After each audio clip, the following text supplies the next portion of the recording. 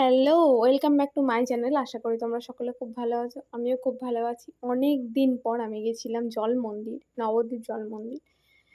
আজকে হঠাৎ করে গিয়ে জানতে পারি ইউনিভার্সিটির সময় যে ক্লাস হবে না। তারপরে গেছিলাম ১ম এ ক্যাফেতে। ওখানে একটু টাইম কাটানোর পরে হঠাৎ করে প্ল্যানিং হয় যে আজকে আমার ২ টো বন্ধু আসবে অনেকদিন পর দেখা করতে। তো আমি তাড়াতাড়ি করে ওখান থেকে ডিউটি কমপ্লিট করে বাড়ি আসি। তারপরে গেছিলাম জল মন্দির। ওখানে গিয়ে কী করলাম তোমাদের সাথে শেয়ার করি। হচ্ছে ৫ টাকা সঞ্চয়টা লেখ না, দেখ লোকে দেখি তোর এখানে না আমাদেরকে দান করেছে। কেন করেছিস? কুড়িয়ে পেয়েছিলাম, তা ভাবলাম যে রাস্তায় কোনো বিক্রি টিকিরিকে দিয়ে দেবো, তা বিক্রি পাচ্ছিলাম না, তাই ভাবলাম তোদেরকে খাইয়ে দিই।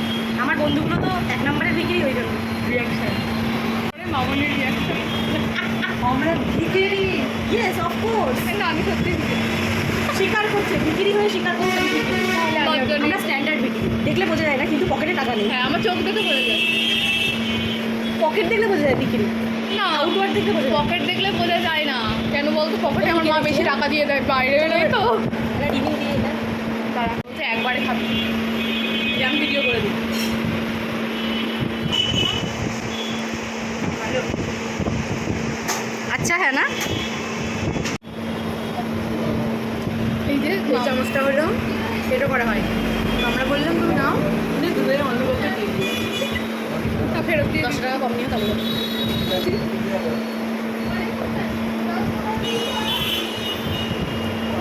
মুখ যাক দেখে মনে হচ্ছে আমাকে বলে কেউ ঘুমাতে দেয় না। বাইরে গিয়ে খাই, কি ছিটছিটে গরম রে। আমি আজকে অনেক তাড়াতাড়ি বাড়ি এসেছি। দেখ আমি বন্ধ মন্দিরের ফটো তুলছি।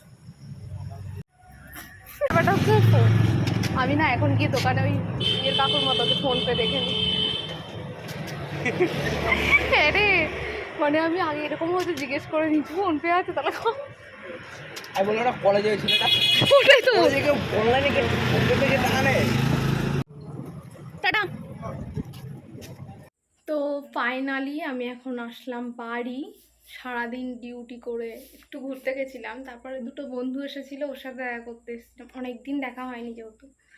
আজকের মতো এটুকুই। যদি